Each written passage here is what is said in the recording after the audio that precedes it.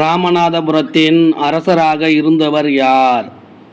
செல்லமுத்து சேதுபதி. எந்த மன்னருக்கு ஆண் வாரிசு இல்லை? செல்லமுத்து சேதுபதி.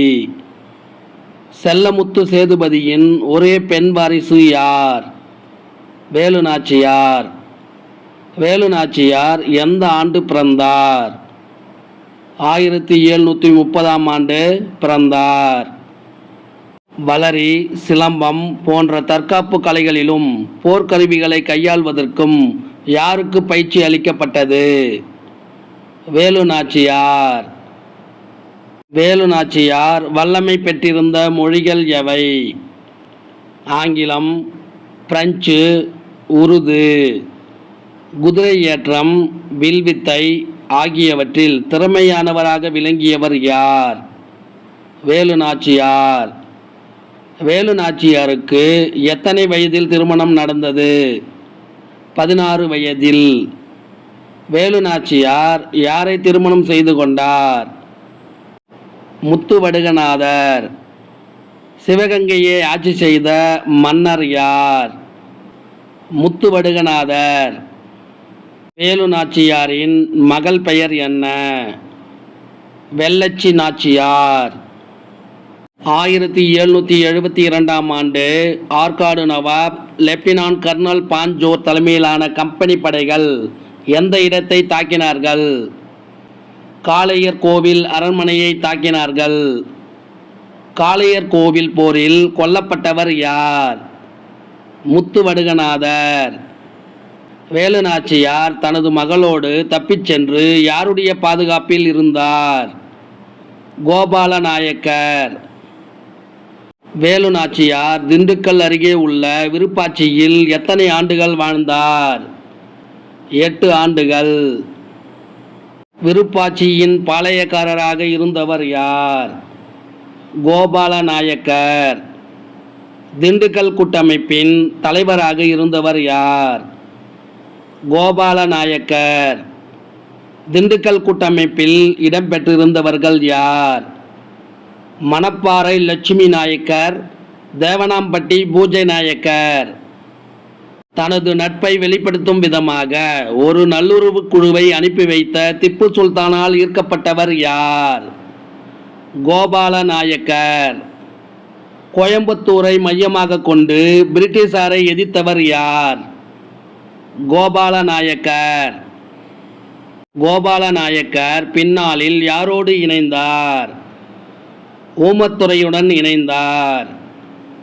உள்ளூர் விவசாயிகளின் ஆதரவுடன் ஆனைமலையில் ஆங்கிலேயருக்கு எதிராக கடும் போர் புரிந்தவர் யார்? கோபால நாயக்கர்.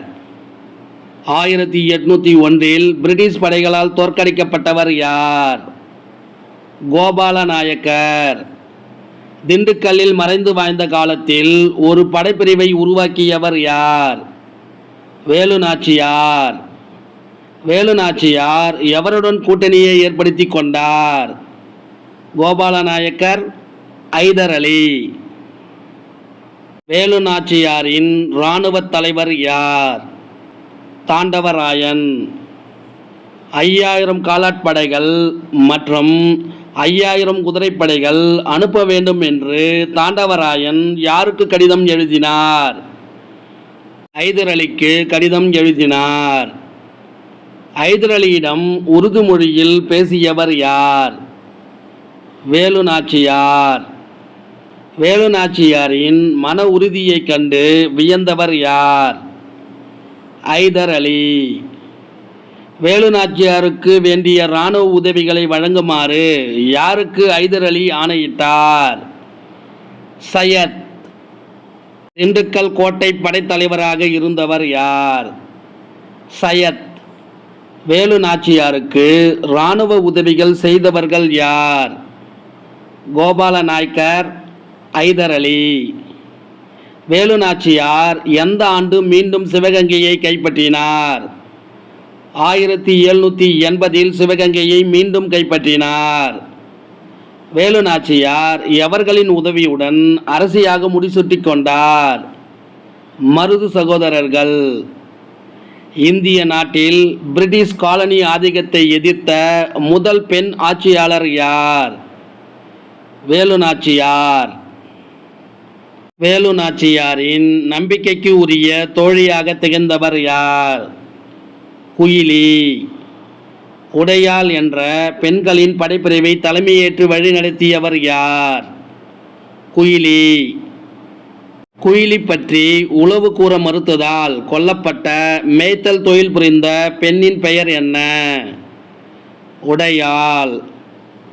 தனக்குத்தானே நெருப்பு வைத்துக்கொண்டு பிரிட்டிஷாரின் ஆயுத கிடங்கில் இருந்த அனைத்து தளவாடங்களையும் அழித்தவர் யார்? குயிலி. இந்திய நாட்டில் பிரிட்டிஷ் காலனி ஆதிக்கத்தை எதிர்த்த முதல் பெண் அரசி யார்? வேலு நாச்சியார். இந்த வினா விடைகள் உங்களுக்கு பிடிச்சிருந்தா சின்னதாக ஒரு லைக் பண்ணுங்கள், ஷேர் பண்ணுங்கள். தேங்க்யூ.